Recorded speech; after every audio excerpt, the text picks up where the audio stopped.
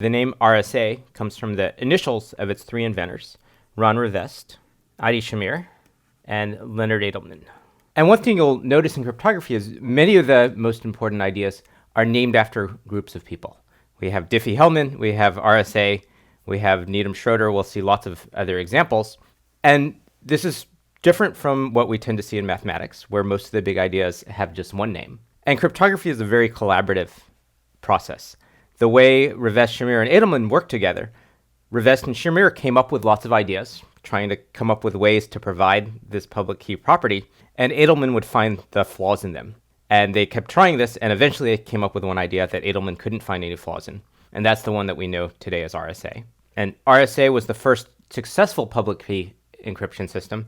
It's also one of the most widely used crypto systems and continues to be the most widely used public key system today. The way it works is actually quite simple. We have the public key is a pair of two numbers, E and N, where N is the product of two primes. The secret key is a pair of two numbers. The N is the modulus, which is the same in both the public and the private keys.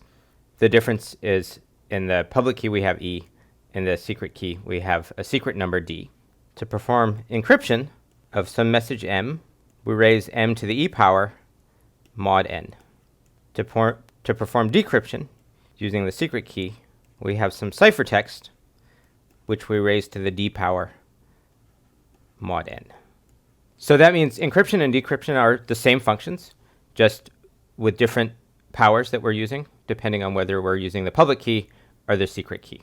So RSA is a very important crypto system, but it's simple enough that we can fit the whole thing on one screen or even on a license plate.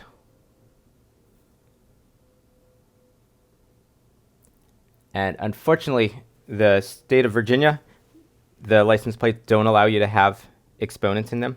If you live somewhere where your DMV allows you to have exponents in license plates, that's great. You can get a much better version of this than I have.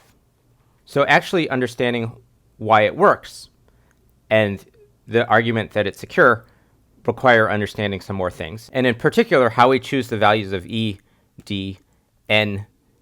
And in fact, we have to be careful how we choose the message as well.